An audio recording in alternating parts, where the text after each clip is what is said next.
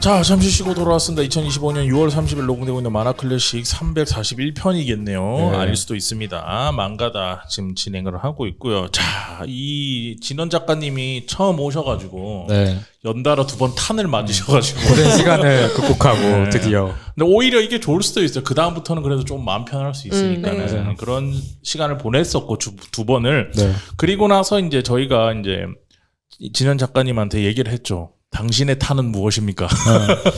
당신은 무엇을 하고 싶습니까? 라고 얘기를 했더니 진원 작가님이 이 작품을 하자고 했습니다. 작가님, 오늘 우리가 같이 얘기해 볼 작품은 어떤 작품인가요?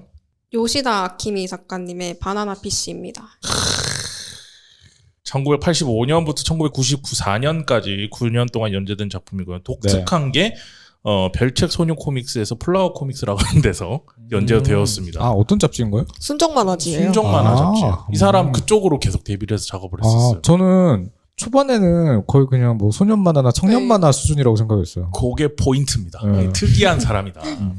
그래서 그런 지점이 있고요. 요시다 아키미 이제 인터넷에 나와 있는 내용 좀 정리를 해왔습니다. 네. 8월 12일에 도쿄에서 태어났고요. 별책 소녀 코믹스 1977년 3월호에 게재된 조금은 신비한 하숙색으로 데뷔를 했습니다. 그 이후 다양한 작품으로 섬세하고 미묘한 심리 묘사로 독자들의 뜨거운 공감을 이뤄냈었고요. 대표작으로 바나나 피쉬가 있으며 길상천녀로 제29회 쇼가쿠간 만화상을 그리고 야차라는 작품으로 제47회 쇼가쿠간 만화상 그리고 바닷마을 다이어리로 제11회 일본 문화청 미디어예술제 만화 부분 우수상 만화대상 2013 대상을 수상했다고 합니다. 이 바나나 피쉬에 대한 간단한 스토리 먼저 말씀드리면 1973년 미군 병사 그리핀은 갑자기 정신착란을 일으키며 소총을 난사하는 총기 난동 사건을 일으킵니다. 네. 그가 내뱉은 말은 수수께끼 같은 한마디 바나나 피쉬. 그리고 저 누님한테 맡길 걸 그랬다. 자, 그리고 1985년 뉴욕으로 껑충 뛰어와서요. 네. 17세의 나이에 IQ 200을 두뇌와 특수부대급 전투형을 지닌 미모의 소년 애쉬는 어느 날 위협을 받고 쫓기던 한 남자에게서 어떤 물건과 함께 바나나 피쉬를 만나라라는 알 수 없는 소리를 듣게 됩니다. 애쉬는 일본에서 온 소녀 에이지와 함께 그 바나나 피쉬의 연장선상에 있는 거대한 사건의 소용돌이에 휩싸이게 되는데요. 그 과정에서 벌어지는 미국 뒷골목의 활극과 국가적 음모 그리고 브로맨스를 넘어선 당대로선 적극적인 BL 코드로 지금까지도 전 세계에서 사랑받는 작품이 되었습니다. 먼저 궁금한 게 진원 작가님. 네. 이거 내가 초등학생도 아니고 국민학생 때 보던 만화인데. 아니, 작가님이 태어나시기 전에 나온 만화 아닙니까? 그죠. 그래서 되게 놀랐어요. 이걸 하자 이랬을 때. 그러니까. 그래서 어떻게 이 작품을 하자고 하신 건지 왜 하자고 하신 건지 이걸 어떻게 알고 있는 건지 너무 궁금했어요. 궁금합니다. 일단 그게. 원래도 이름을 들어보긴 했어요. 유명한 작품이니까 워낙. 네. 그런데 이거를 처음 알게 된 계기는 제가 고등학교 1학년 때인가? 네. 그 방시혁 씨 아시죠? 네. 그분의 짤 중에서 되게 유명한 게 네. 이제 트위터에 쓴 글이 있는데 네. 그걸 제가 읽어드릴게요. 네. 마침 10년 들어 걸린 몸살을 핑계로 10년도 더 된 바나나 PC를 봤습니다. 하드보일드 플러스 순정 플러스 BL의 복합 만화죠. 가로치고 제가 순정 마니아랍니다. 판타지까지 섞이면 아주 좋아 죽고요. 히읗 가로 닫고 이런 트윗이 되게 짤로 많이 돌았거든요. 그 본인이 직접 쓴 거예요? 네.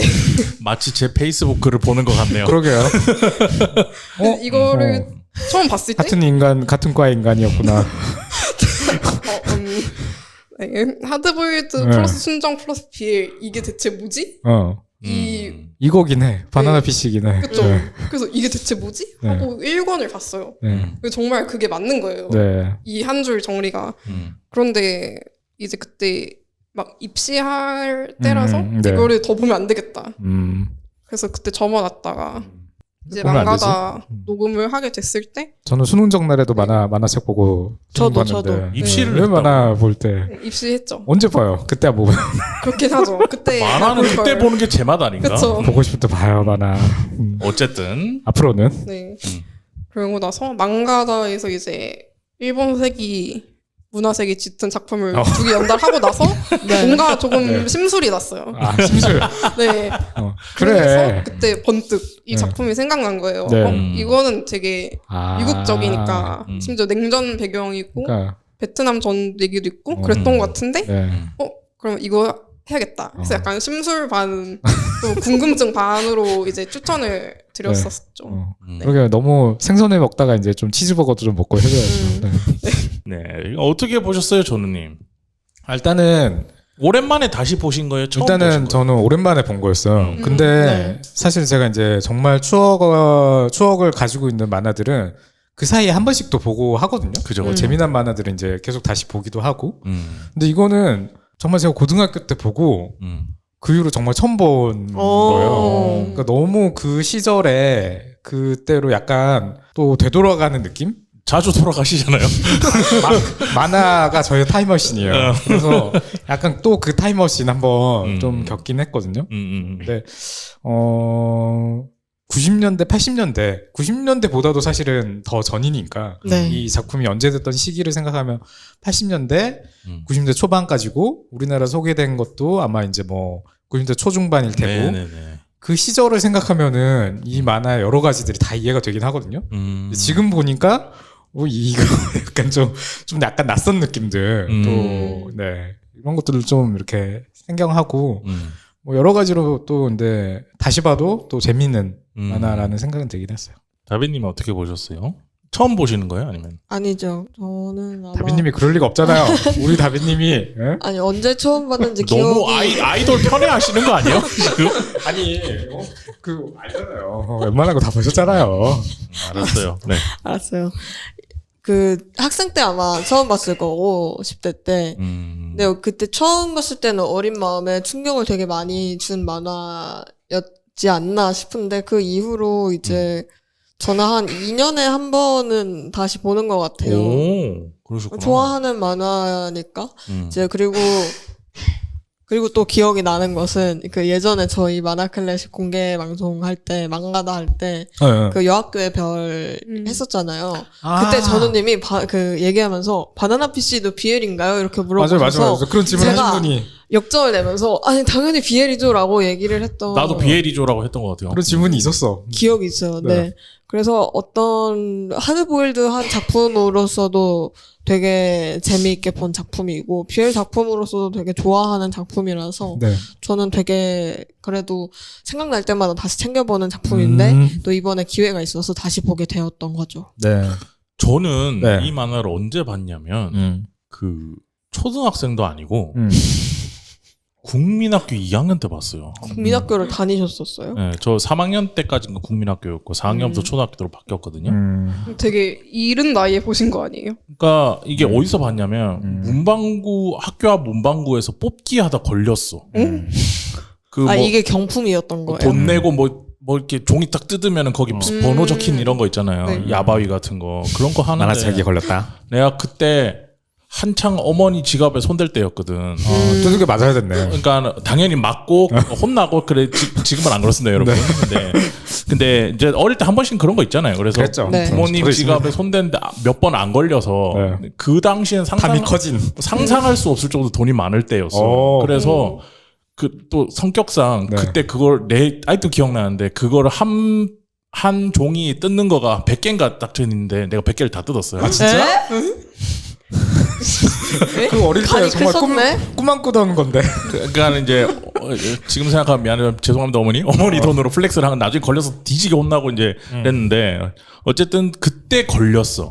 바나나 PC가. 근데 그때 바나나 PC만 걸린 게 아니고 해적판 드래곤볼도 같이 걸렸어. 드래곤볼이 사실 인기지. 네, 그때가 막 뭐하냐면 최불암 시리즈 유행하고 막 이럴 맞아, 때거든요. 그래, 그러니까 왜 너무 옛날로 또 돌아가는 느낌. 그래서 처음에는 안 봤어요. 네. 왜냐면 드래곤볼이 더 좋으니까.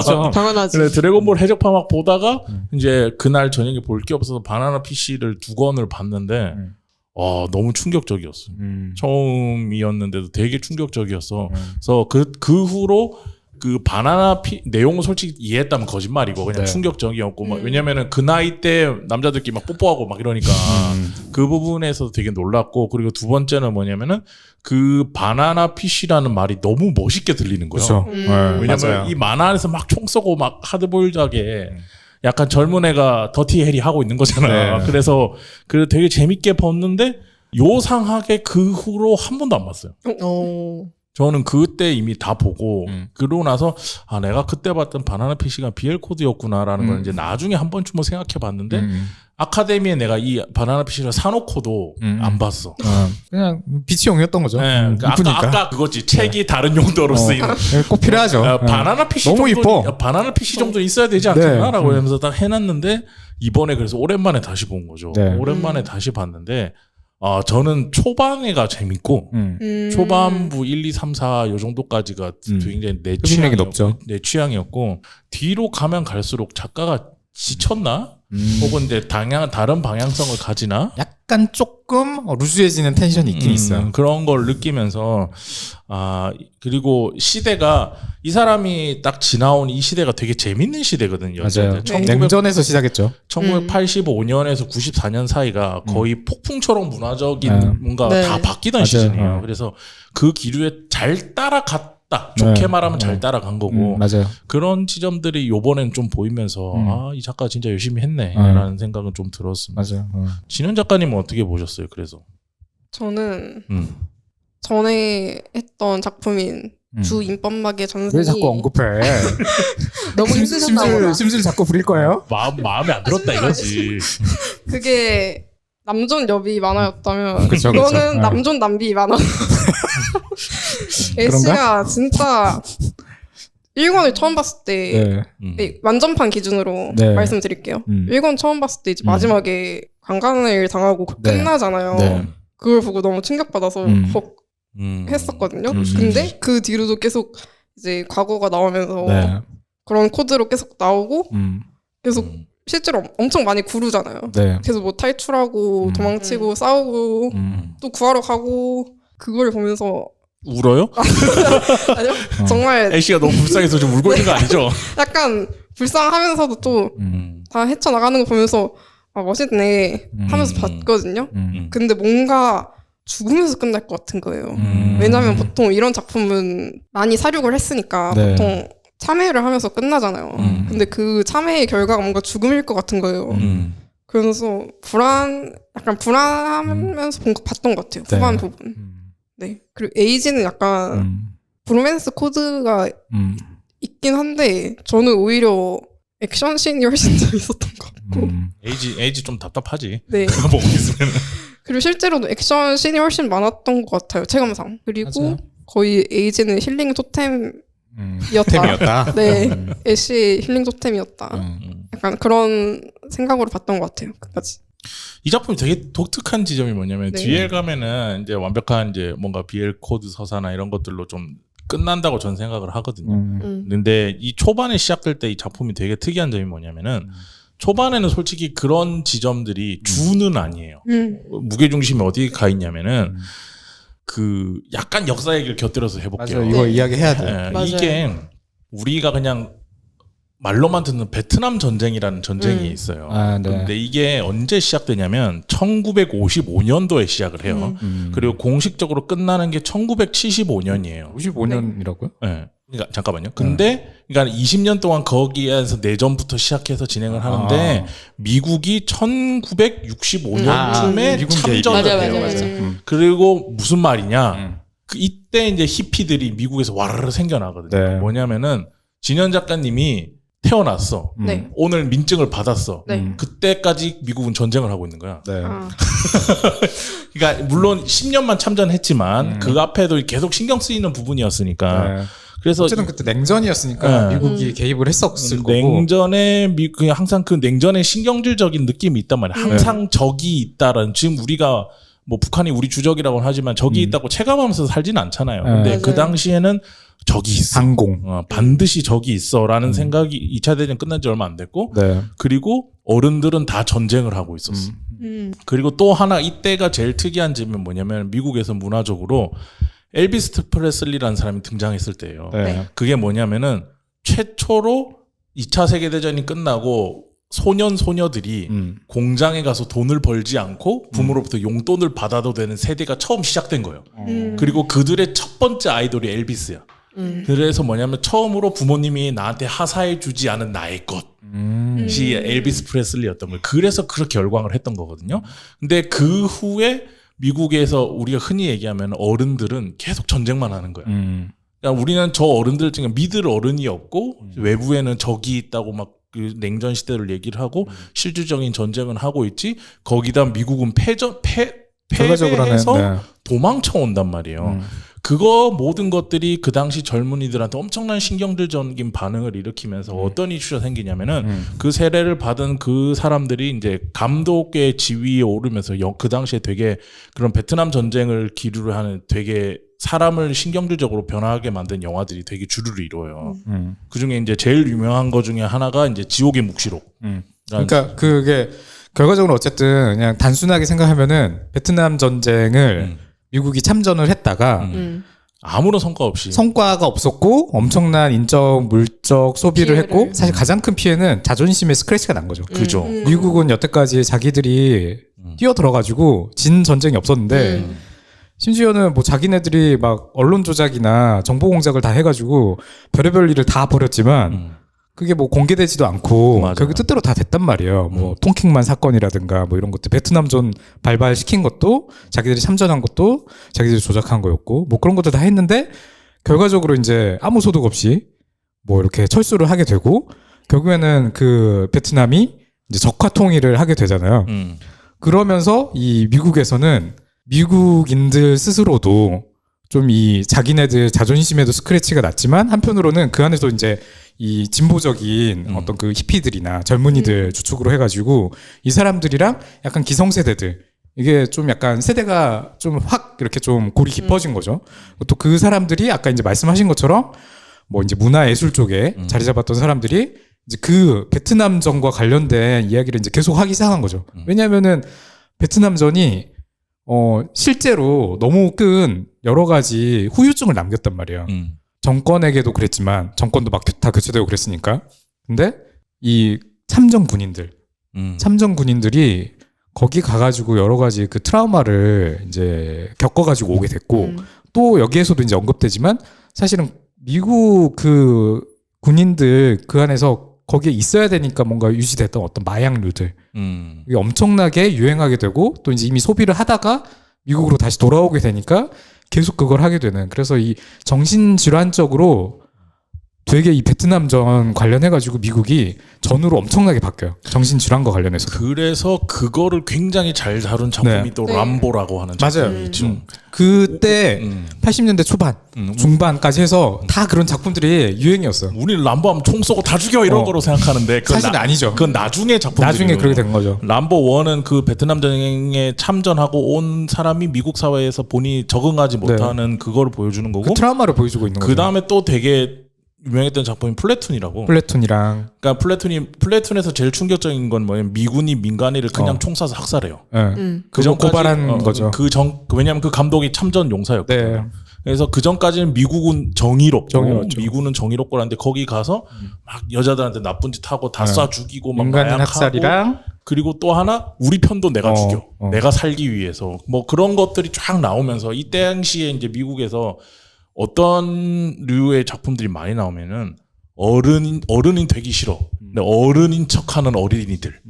이 주인공이 되는 작품들이 또 일본에서도 이제 일본은 이제 세계 2차 대전 이후에 이제 비슷하게 나오는 거예요. 어른은 되기 싫지만 어른의 하드보일드 면을 가지고 있는 어린이가 주인공이 되는 아키라. 네, 아키라도 마찬가지죠. 그런 작품 이 바나나 피쉬는 아키라의 영향 직통으로 받았다고 저는 생각해요.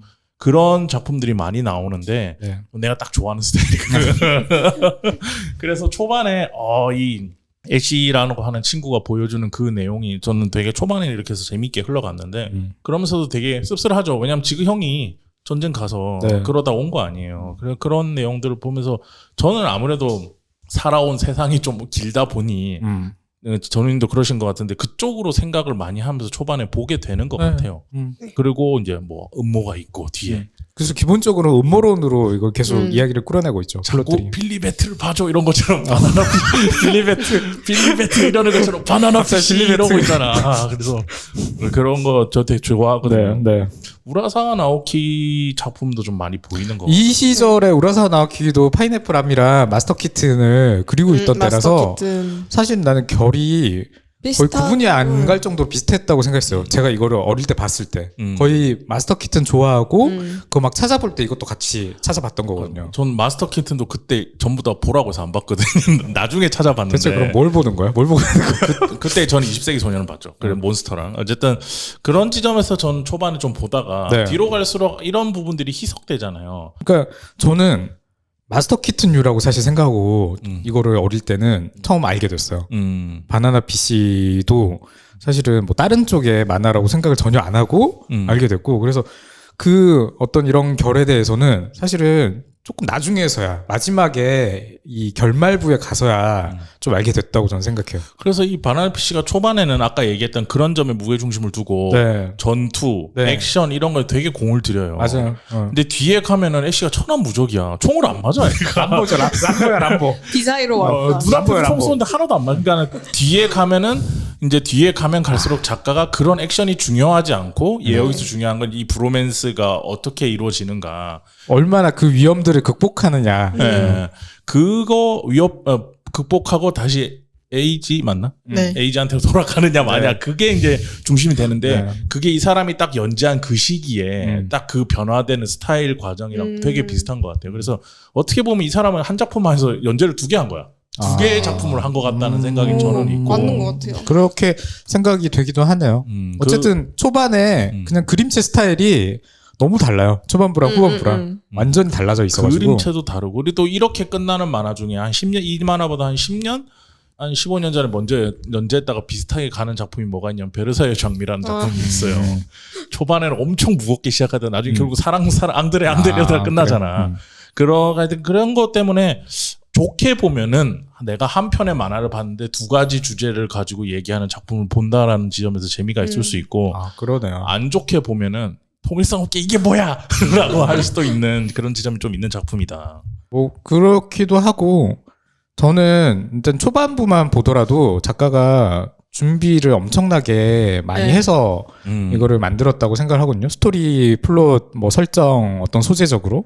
왜냐면은 지금 저희가 이거를 보면은 다 그냥 무난하고 익숙하고 낯설지 않은 다 네. 그런 소재들 그냥 버무려 놓은 것 같은데, 그 시절을 생각하면은 사실은 엄청 어려운 걸 한 거거든요. 그리고 네. 소녀 코믹스였어요. 맞아요. 그 심지어는 네. 제가 볼 때 작화적으로 이게 소녀 잡지에 어울렸을까라는 생각이 들 정도예요. 초반 작화는 좀 더 그렇죠. 이거 그냥 제가 볼 때는 거의 청년 만화들이랑 결이 거의 비슷한 정도고, 소재도 그렇고. 근데 오히려 이 작가가 이 만화를 통해서 저는 그런 어떤 순정 만화들 트렌드를 아예 바꿔버렸다고 생각하거든요. 네. 왜냐면은 제 기억에는 90년대 우리나라 순정 만화들 중에 약간 이런 비슷한 결을 가진 만화들이 꽤 있었어요. 외국 배경으로 이 청소년들 방황하고 범죄에 이 노출되어 있고, 심지어는 그 중에서 또 거기에 원래 더 자리 잡고 있던 애는 거기서 뭐 거의 보스격이고, 근데 이제 이방인이 들어가서 특히나 그 이제 동양인들, 뭐 당연히 우리나라에서 그리는 거니까. 그러니까 이제 약간 거기서 얽히면서 벌어지는 어떤 사랑과 뭐 결국은 이제 비엘물이 되는 건데, 거의 사실 원전이라고 봐야 되지 않을까, 바나나 PC가. 근데 이게 이 잡지에서 연재하기 위해서 초반에 본인이 하고 싶은 이런 뭔가 하드보일드한 면이 있는데, 네. 이 잡지에서 연재하고 싶어서 이 작가가 자주 쓰는 연출이 있어요. 그래도 나 소녀지에 연재해라고 하면서 하는 게 뭐냐면, 뭐요? 자꾸 턱을 만져서 각을 보여주는 장면들이 되게 많이 나와요. 그렇구나. 그 BL 코드에서 자주 나오는 턱날을 잘 보여줘야 되거든. 뒤로 갈수록 진짜 너무 미용이 돼요, 캐릭터들이. 뒤에 가면 이제 걷잡을 수 없는데, 어. 초반에 이게 소녀 매거진이니까 네. 거기서 이제 이 사람들한테 계속 시그널을 보내는 거지. 이거 표피는 하드보일드지만 너희가 원하는 거가 이제 조금씩 들어가 있어라는 네. 걸 보여주기 위해서 자꾸 얼굴을 보자 이러면서 얼굴 각을 이렇게 막 만지고 이런 장면들이 많이 나오거든요. 그래서 나름 신경 쓰면서 하는 것 같더라고요, 초반부터.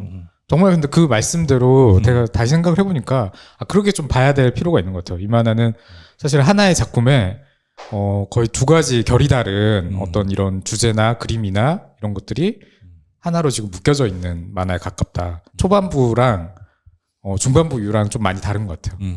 애초에 그 타깃으로 하는 독자들 자체가. 맞아요. 그 당시 연재 분위기에 잘 맞춰서 잘 바꿔온 것 같다라는. 그 작가분 후기 만화에 네. 이제 어제 사셨더라고요, 후기 만화. Another Story. 네. 못 봤는데 아직.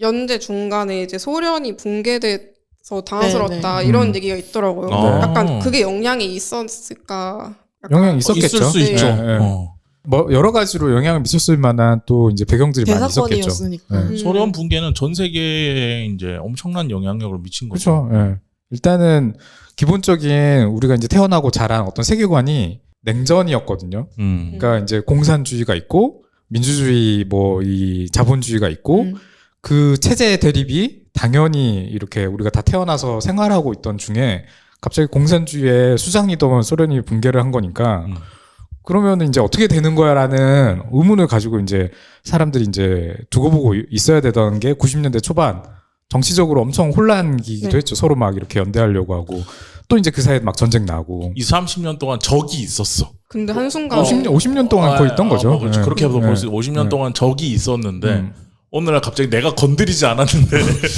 적이 갑자기 콜록콜록 하더니 갑자기 저기 혼자 방사능 때문에 체르노빌 때문에 급사한 거야. 적이.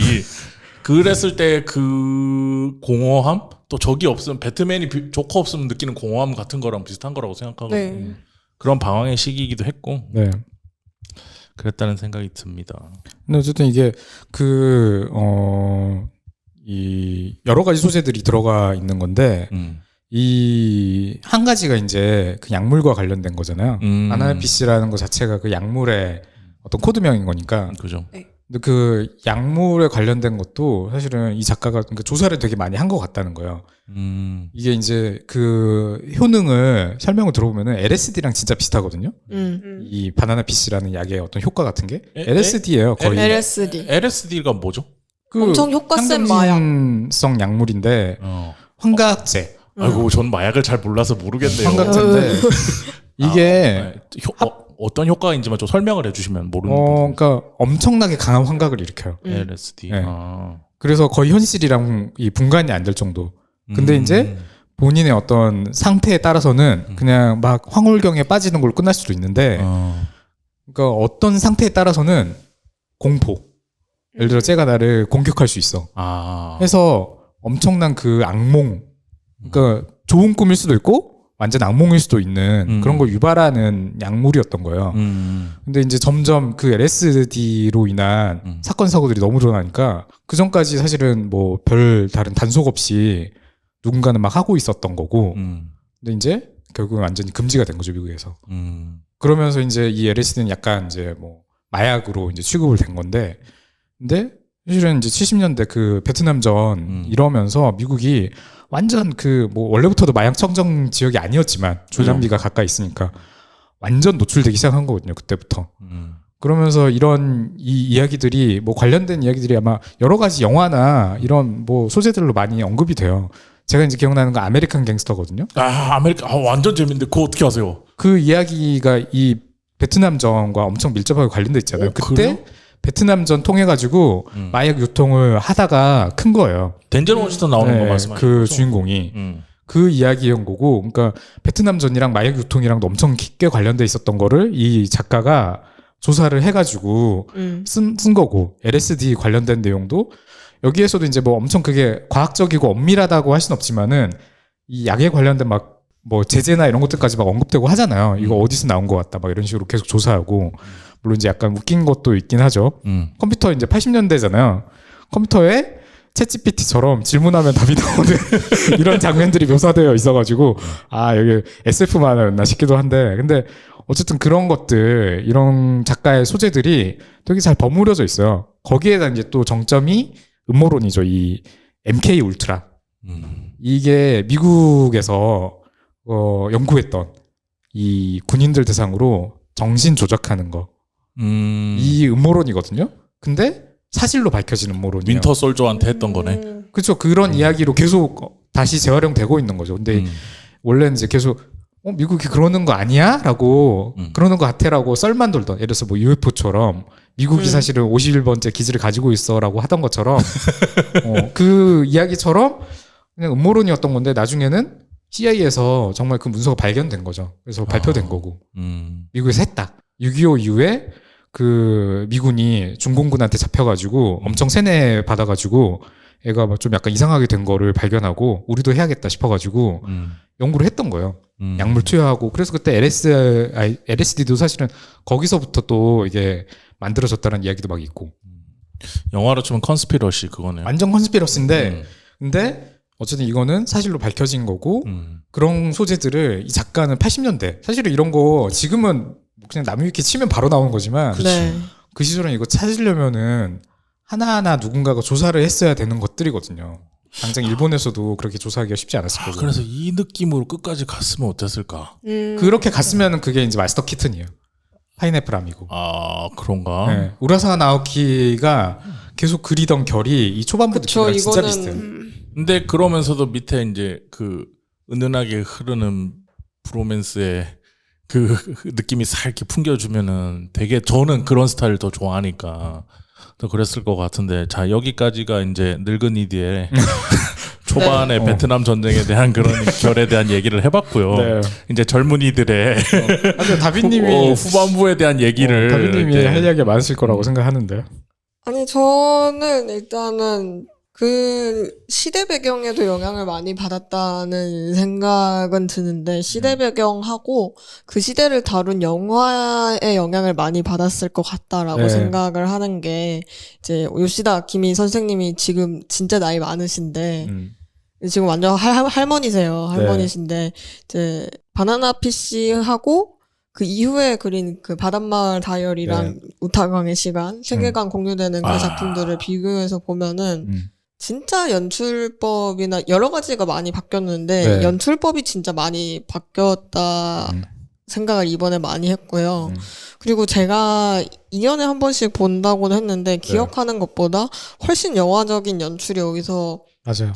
많이 사용되고 있구나 하는 생각을 많이 했고 그냥 컷 분배하는 것부터 이제 컷에 어떤 내용, 어떤 이미지를 담을지 결정할 때 되게 영화적인 보여주기를 하고 싶어 하는 경향이 이 만화에서 되게 많이 보이고 후반부까지 진짜 후반부까지 그러더라고요. 그래서 그런 부분이 어떤 전체적인 내용이나 이 미국의 도시들을 좀 종횡무진 돌아다니다가 결국에는 다시 맨해튼으로 돌아오는 이 구성하고 잘 어울리는 구성이 있다고 생각을 했고 전체적으로 봤을 때는 그리고 저는 뭐 배경 같은 거는 대충 이 만화가 연재된 시기에 있었던 어떤 세계적으로 큰 사건들의 영향을 좀 받았겠구나 하는 생각은 했는데 그렇게 막 크게 의식하지는 않았고요. 제가 이제 늘 바나나 PC를 볼 때 늘 집중해서 보는 부분은 캐릭터. 근데 이제 되게 많은 캐릭터가 나와요. 되게 많은 캐릭터가 나오는데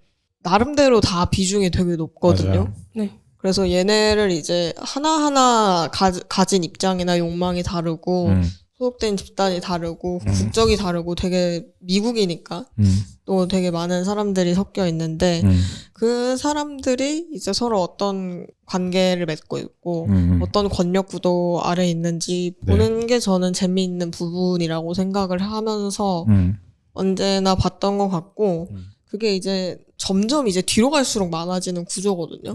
이게 처음에 애쉬랑 에이지가 만나서 얽히고 뭐 바나나 피쉬라는 게 있대 하는 그 정체를 알아가면서 사건이 커지고 뭐 노리는 사람이 많아지고 그러면서부터 이제 다양한 사람들이 나오기 시작하는 건데 그 과정에서 아무래도 조금씩 얘기가 뚱뚱해져 가다 보니까 조금 앞에서 말하셨던 좀 루즈하다.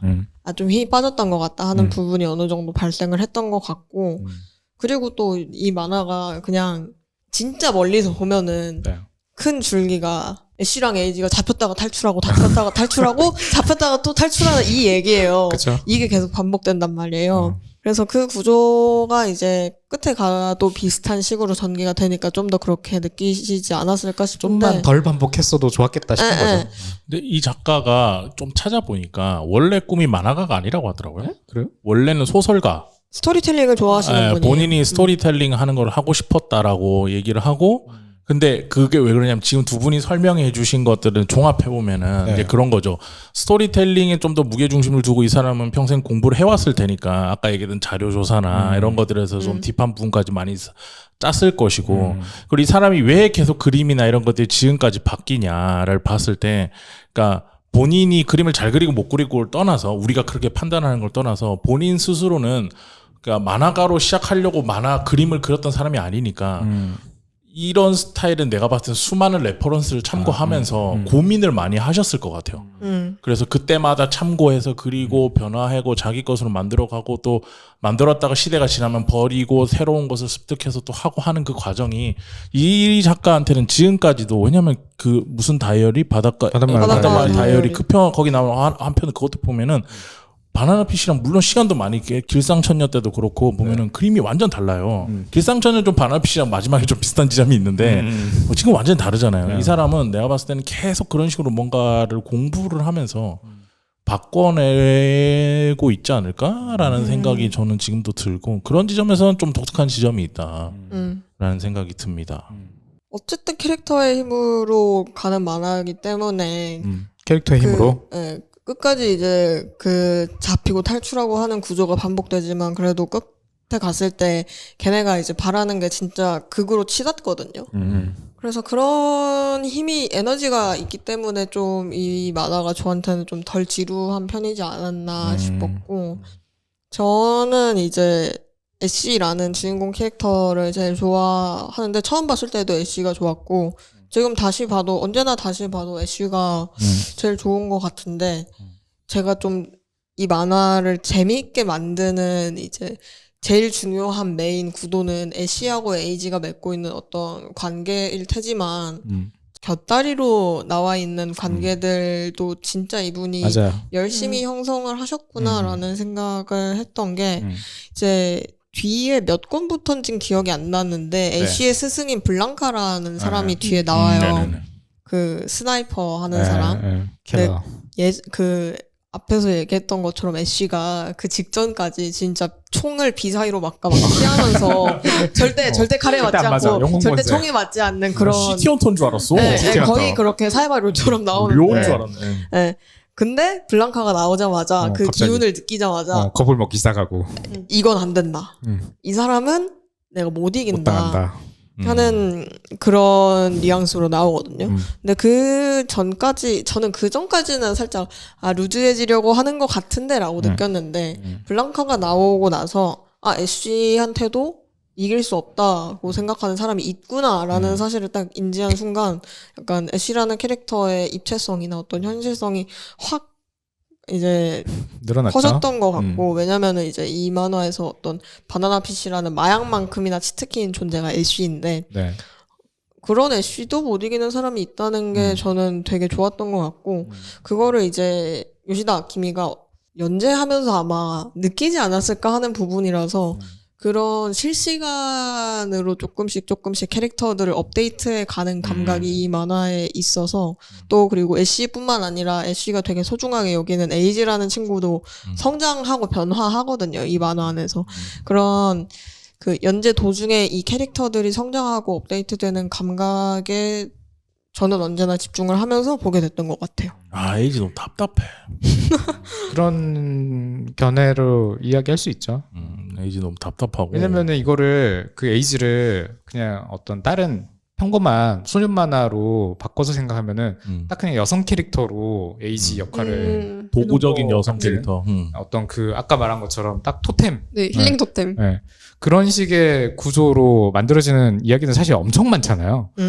그랬을 때 그 답답함이랑 사실은 큰 차이는 없는 것 같거든요. 근데 성별을 남자로 바꿔놓고 이제 이 둘의 관계가 단순히 연애 관계랑 좀 다른 어떤 그 기류를 계속 보여주는. 근데 사실은 저는 좀 이해는 안 됐어요. 뭐가요? 이 관계 자체에 어떤 이런 거가 그러니까 하나하나가 다 설득력 있게 되게 잘 꾸며놓긴 했는데 좀 그 하나하나가 다 좀 막 엄청 교감이 잘 된다라는 느낌은 아니었거든요. 예를 들어서 그 뭐 방금 이야기한 블랑카가 사실 왔다리 갔다리 하잖아요. 그죠.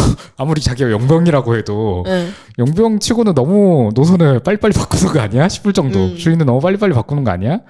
싶을 정도고. 그리고 또 이제 그 누구야 그 중국인 외룽? 웨이룽? 룽 맞죠. 머리 기네. 네. 그 친구도 제로스 같은 놈. 네, 되게 설득력 있는 감정 묘사를 했다고 생각을 하거든요. 네. 근데 또 한편으로 어떤 지점에서는 너무 짜증스럽게 맞죠. 구는 그러니까 엄청 처음에 등장했을 때 그 카리스마보다 너무 나중에 너무 그 질투에 너무 네. 이렇게 목매고 있는 것 같은 그런 모습을 너무 보여줘서 맞아요. 캐릭터성이 어떤 부분은 되게 입체적으로 설정이 돼 있는데 어떤 부분 그러니까 뒤로 갈수록 또 나중에 약간 좀 뻔해지는 부분이 좀 느껴져가지고 그 부분이 조금 오히려 이제 전체적인 연재 끝나고 나서 봤을 때 이게 좀 맞나라는 생각은 좀 들긴 했어요. 근데 이게 연재물이라는 거를 생각을 감안하고 해야죠. 볼 네. 때는 네. 작가가 후달리던 타이밍들이 있을 거 그랬을 수도 아니에요. 있죠. 그런 걸 생각하는데 그걸 언제 느꼈냐면 전 초반부에 아빠 처음 등장할 때 아빠가 그, 처음에는 애쉬 아빠?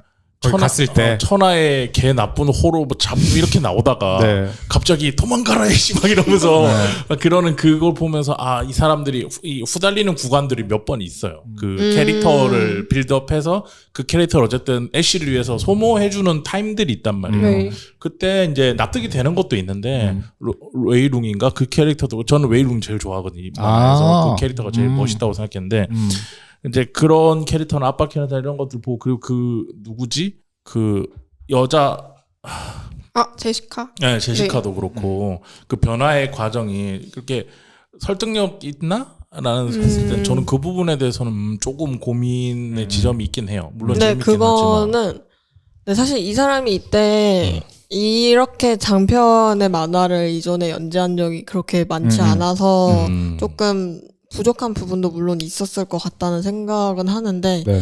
그 뒤에 작품을 봐도 사실 그렇거든요. 이 사람이 그리는 캐릭터들이 일관성 있는 모습을 안 보여줘요. 바닷마 다이어리에서나 그 우타강의 시간에서나 나쁜 놈 그려도 나쁘기만 할까? 하고 이성적인 캐릭터 그려도 근데 이 사람 언제나 이성적인 말 할까? 이 사람이 모순적이게 되는 순간 있지 않을까 하는 그런 캐릭터들을 진짜 계속 집어넣거든요.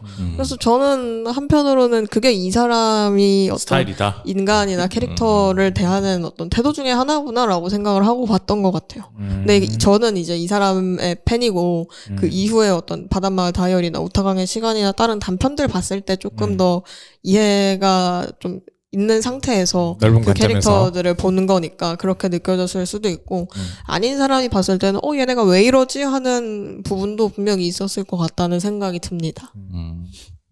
매력적인 캐릭터들이에요. 네. 뭐 애쉬도 그렇고 저는 에이지도 그 이제 어나더 스토리까지 보면은 그 완전 옛날에 그린 거잖아요. 네. 에이지의 그 고등학교 때 장대 장대 높이 높이 뛰기 선수. 하던 그 이야기가 그 나중에 이제 연재되던 때 에이지랑 과연 동일 인물인가? 좀 잘 완전 다르죠. 연결이 안 될 정도로 서로 좀 다른 캐릭터라고 생각은 되긴 하는데 근데 또 그게 어쨌든 그 이 어나더 스토리까지도 사실은 애쉬 중심의 이야기들이었잖아요. 네. 근데 에이지한테 좀 그래도 할애를 해가지고 이야기를 좀 어쨌든 만들어 놓기도 했었구나. 에이지도 사실 좀 더 스토리가 좀 더 보강이 됐다면은 에이지가 좀 더 인기 캐릭터였다면은 에이지를 중심으로 좀 더 이야기를 더 만들었을 텐데. 그래서 뒷이야기 같은 거. 네, 그러기엔 처음부터 너무 수동적인 인물로 세팅이 돼 있어가지고. 애쉬 원탑이니까. 근데 좀 낭만의 시선으로 봐야 될 것 같긴 해요. 작품 자체를. 저는 보면서 에이지는 가족이 없나? 그 일본에 연락을 안 하나? 부모님이? 약간 이렇게 생각하면서 보다가 이렇게 생각하면서 보면 이거를 온전히 즐길 수 없겠구나 딱 생각이 들었거든요. 그렇죠. 그래서 이제 에이지는 부모가 없어. 왜 자기 마음대로 만들어? 집에 안 가잖아요. 집에 안 가.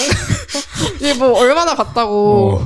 사실은 그러니까 초반부 설정도 좀 어떤 부분들은 이게 이제 그 시절에 좀 자기적이라고 생각되던 그런 부분들도 좀 있었거든요. 억이 있긴 해요. 네. 근데 억지적인 약간 이렇게 부분들? 생각해 주시면 돼요. 그러니까 이 작품 안에서 부모와 관계가 좋은 아이들은 아무도 없어요. 그러니까 있기는 맞죠. 어려워. 그 시절의 이야기들은 부모에 대해서 사실은 이런 식의 어떤 관계적인 대상으로 다루는 것 자체가 만화 속에서 있기가 어려웠어요. 그냥 부모가 완벽한 줄 알았는데 완벽하지 않았던 그냥 인간들이었고 그래서 그거에 대한 불신이 있고 아이들은 너무 어른인 척했고 그 당시 다 자의식 과잉이었으니까. 80년대 90년대 만화를 보는 사람들은 부모에 대한 반감 없이 만화를 보고 있지 않았단 말이에요. 그래서 저는 만약에 그런 관점에서 보면 에이지는 이제 마찬가지로 부모와 사이가 안 좋거나 사실 그렇게 전제를 해야 되는 게 맞긴 그렇게 해요. 보는 게 그래서 애쉬가 더 끌렸을 수도 있다. 그리고 그렇기 때문에 애쉬를 더 이해했을 수도 있다.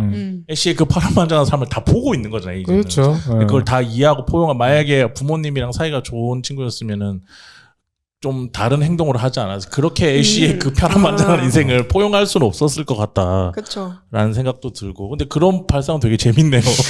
어나더 스토리에서도 부모님 얘기는 거의 안 네. 나오지 않나요? 그 조카 얘기만 잠깐 나오고. 조카 이야기 그 재밌었고 네. 근데 이제 완전 마지막에 있는 그냥 그 그림체 다른 그 이야기 거기에는 뭐 엄마도 나오고 아빠에 대한 이야기도 나오죠. 아빠 뭐 병 이렇게 앓고 있다 뭐 이런 식으로 그런 이야기 나오는데 뭐 이제 실제 그 이 바나피 씨가 이야기가 전개되던 시점의 이야기는 또 아니니까 뭐 그 사이 뭐 다 돌아가셨을 수도 있는 거고 모르는 거지 그거야. 자, 근데 이거 이제 네. 결말에 대한 얘기를 좀 해보고 싶은데 네. 이야기 해봐야죠. 결말 마음에 드세요? 저는 마음에 들긴 하는데 마음에 들니까 들고 왔겠죠. 네 마음에 들어야지. 작가가 예상을 이렇게 3번을 했는데. 비껴봤어요. 네. 처음에는 한 초중반쯤에는 애쉬가 죽으면서 끝날 것 같은데 네. 이러면서 봤어요. 그래서 그게 이어져 가다가 거의 이제 편지를 읽는 부분 있잖아요 마지막에 그 부분에서 이제 몇 페이지 안 남았는데 이렇게 되게 훈훈하네 막 공항에서 이렇게 마중 나가지고 공항 갈 것 같네. 공항으로 가겠구나. 되게 내가 잘못 생각했다. 네. 내가 너무 새드 엔딩만 생각했다. 이러면서 보는데 갑자기 푹. 그러면서 딱 이렇게 도서관에서 잠든 것처럼 죽잖아요, 애쉬가. 그래서 거기서 또 예상을 비껴가가지고 헐 이러면서 봤었던 기억이 있습니다. 전우님은요? 저는 이 시대상을 생각하면은 이거는 필연적인 이야기거든요. 94년 죽어야 돼. 무조건 죽어야 돼. 맞긴 주인공들 해요. 중에 왜? 누군가는 무조건 죽고 이렇게까지 죽음이 이렇게 일상화되어 있는 데서는 뭐 죽는 건 사실 일도 아니거든요. 주인공 죽이는 거는. 근데 이제 그래도 마지막에 이야기를 어느 정도 종결하는 의미로 죽이는 거니까 사실은 그러면서 완성되는 이야기이기도 하잖아요. 그래서 뭐 죽을 수밖에 없었다라고 생각하고 뭐 아까도 말씀하셨지만 애쉬는 일단 너무 많은 사람을 죽였잖아요. 네, 맞아요. 살인 근데 머신. 이제 사람들이 이 이야기의 완결성을 느끼려면은 주인공이 계속 살아가지고 뭐 주인 에이지랑 이렇게 뭐 일본 가서 소소한 일상을 보내라고 하는 거에 누군가는 약간 그 부조화를 느낄 수가 있거든요. 맞죠. 사실 근데 그런 이야기가 돼도 저는 괜찮다고 생각을 해요. 근데 이제 어쨌든 젊은 날의 표상 같은 작품이니까 네. 늙은 애쉬를 상정하지 못하게 만드는 게 그것도 맞죠. 맞아요. 작가한테는 되게 중요한 모든 임무였을 수도 있어요. 이런 천재들은 사실 방명하는 운명을 가질 수밖에 없는 그게 작가로서든 아니면 현실로서든 저는 애쉬가 되게 모델이 리버 피닉스였을 거라고 생각하거든요. 진짜 닮았어요. 맞대요, 네. 실제로. 진짜 리버 닮았어요. 피닉스를 어떻게 알아요? 네? 알죠. 제가 진짜 신기한 사람들. 이 사람도 정답인이랑 다른 계열로 리버 피닉스가 언제 죽었는데? 과거에 관심이 많으죠. 이 얘기도 하려고 준비해놨었거든요. 말씀해주세요 일단. 리버 피닉스 되게 닮았다고 생각을 하는데 네. 근데 그 시절의 아이콘이었어요. 진짜로. 참고로 조커 역할했던 호아킨 피닉스 형이고요. 젊어서 20몇 살에 27인가 일찍 죽었죠. 24살에 죽었습니다. 네. 뭐 저도 이제 그때는 사실은 그 죽었다는 이야기만 들었으니까. 제임스 딘이랑 레오나르도 디카프리오로 섞으면은 리버 피닉스가 되죠. 젊음의 상징이었었기 그죠, 때문에 그죠. 아마 당연히 이 작가분이 그걸 모르고 뭐 이렇게 하진 않았을 것 같고 되게 닮았고 현실에 어떻게 보면은 그 리버 피닉스가 이렇게 사망한 것처럼 어떤 아이콘이 이렇게 소멸하는 것처럼 애쉬도 그 운명을 따라갈 수밖에 없는 거예요. 그렇게 치면 리버 피닉스랑 키아누 리브스가 나오는 아이다호라는 영화가 있어요. 네. 에이지가 키아누 리브스랑 좀 비슷하네 포지션이. 하여튼 거기서 영향을 받았을 사실은 수도 있겠다. 그렇죠. 완전히 어떻게 보면은 그것도 BL이고 그 완전 네. BL 코드죠. 뭐 그래서 저는 이야기 자체는 그 시절에 이 결을 그냥 다시 느낀 거거든요. 80년대 90년대 이야기들 무조건 죽어요. 그러면서 또 저는 느꼈어요. 이때 2000년대 초반까지 이 죽이는 어떤 이런 거 없어서 다행이다라고. 왜냐면은 이때는 사실은 너무 이런 게 그냥 이런 이야기가 많았기 때문에 그게 소설이든 드라마든 영화든 만화든 모든 이야기가 기본적으로 누군가는 죽어야지 끝나는 비극적인 이거를 사람들 울려야지 그게 좋은 것처럼 만들어놔서 저는 그때는 뭐 그랬을 수 있지만 지금 안 그래서 좀 다행이라고 생각하거든요. 그런 부분도 좀 있다고 생각하거든요. 왜 그렇게까지 하나. 근데 지금 이거를 다시 보면서 좀 그 시절에 그랬지만은 이게 좀 지금은 좀 낯설게 느껴지기도 하고. 근데 한편으로는 요새 또 그 미안하다 사랑한다가 엄청 유행이라고 하는데 이거 거의 그 비슷한 이야기처럼 느껴지는 거예요. 거의 가스라이팅의 정석 같은 작품인데 그게. 그러니까 그게 어쨌든 결이 되게 비슷하게 느껴지는 거예요. 새삼스럽게. 바나피씨 영향을 받았던 게 아닐까. 이상가요? 저는 역시 동의해요. 죽였어야 된다. 죽이는 게 맞다라고 생각을 하는데 이제는 21세기잖아요. 그래서 저는 요즘은 제가 좀 변한 건지 그러니까는 제가 막 진격의 거인 좋아하는 것처럼 아예 전쟁이나 진짜 참극을 예정하는 그런 작품들에서 말고 그냥 소소한 작품들에서 사람 너무 죽이는 게 요새는 조금 피곤하더라고요. 요즘은. 그쵸. 그러니까 죽일 수 있는데 극적인 거니까. 근데 너무 아무렇지 않게 쓰는 것 같다라는 생각도 있어서 되게 도구적으로 죽음을 사용한 시대가 80년대, 90년대였죠. 그죠. 그래서 그걸 위화감을 안 느꼈던 거예요, 그때는. 그래서 아예 이 작품이 뭐 전쟁 작품이다. 그러면 사람 죽는 건 당연한 거지. 근데 한편으로는 사실은 80년대 미국 슬럼가라고 한다면은 말이 안 되는 것도 아니야. 뭐 그럴 수도 있는데 너무 뭐 음모랑 이런 것들이 총체적으로 달려있긴 하지만 근데 너무 하버드 라이브러리 같은 데서 죽잖아. 하버드 도서관 같은 데서. 근데 그래서 그 이해는 되는데 죽였어야 된다고 생각은 하는데 지금 감성으로 보면은 뭐 굳이 뭐 안 죽였어도 뭐 이해는 하겠다. 근데 그것도 지금 가능한 거라는 거죠. 중2병 앓고 있던 내가 봤으면은 왜 살려 이렇게 되게. 그 시절에는 어떻게 보면은 예를 들어서 이 캐릭터를 살려둔다라는 게 오히려 받아들여지지 않았을 거라고 그러니까 생각해요. 간단해. 정우성에서 비트가 죽었어야 되는 거랑 비슷한 거죠. 젊은이는 그 어떤 상징화된 아이콘들은 죽어야지 이야기가 완결되는. 그래서 지금까지도 사랑받는 작품이지 않나라는 생각이 좀 듭니다. 그 결말에 대해서. 그리고 그 리버 피닉스 얘기하셔서 생각나는데 저도 읽으면서 애쉬의 모델이 리버 피닉스인가? 하면서 봤거든요. 근데 실제로 찾아보니까 작가분이 팬이시고 실제로 모델로 생각하고 그리셨다고 하더라고요. 그래서 제가 생각났던 작품이 그 영화 중에 허공의 질주라고. 이거 완전 재밌죠. 네, 리버 피닉스가 주연인 작품인데 옛날 걸 어떻게 되게 하나만 한 질문인가? 리버 피닉스를 딱 생각하니까 그 바나나피쉬랑 그 작품이랑 되게 겹치는 부분이 많더라고요. 그 대충 줄거리를 말씀드리자면 리버 피닉스의 부모님이 반전 운동으로 베트남 전쟁을 반대하는 반전 운동으로 이제 군사 시설을 터뜨렸는데 이제 실수로 경비원 한 명이 다친 거예요. 그래서 이제 평생을 도망자 신세로 다니면서 리버 피닉스도 따라다니고 이렇게 지내다가 이제 사춘기도 오고 알고 보니까 천재였어요. 피아노 천재. 그래서 피아노도 하고 싶고 그리고 또 사랑에 빠져요. 여자애랑. 그래서 이제 더 이상 도망 다니고 싶지 않은 거예요. 그러면서 결국에는 가족들이랑 떨어지면서 자기는 여기서 남고 그렇게 끝나게 되거든요. 그래서 저는 이걸 바나나피쉬랑 비교해서 보면서 그러면 애쉬도 이제 그런 과거를 좀 청산하고 약간 에이지랑 그 리버 피닉스의 상대 여자주인공처럼 같이 지내게 되려나? 왜냐면 작가님이 어쨌든 영향을 받았으니까. 근데 이제 그 말씀 주신 그 영화가 1988년 작품이에요. 네, 이후 작품이죠. 이 작품은 이제 바나나피쉬는 85년에 시작된 거고. 근데 리버 피닉스화 되기 시작한 쯤이 이 작품에서 작화가 바뀌기 시작하는 쯤이랑 비슷하다. 그랬던 것 같아. 초반에 엄청 미형이 돼. 초반에 그 캐릭터는 분명한 아키라의 표정을 하고 있어요. 맞아요. 작화 자체가 달라요.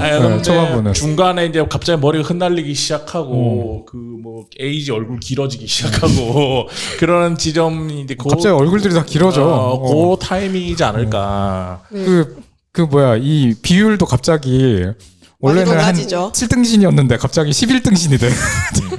그래서 그 작품이랑 약간 연관되어서 좀 해피엔딩으로 끝나지 않을까 생각을 했거든요. 근데 역시나 죽이시더라고요. 아, 허공의 질주도 아시는구나. 그 작품 진짜 재밌어요. 그럼 저 몰랐어요.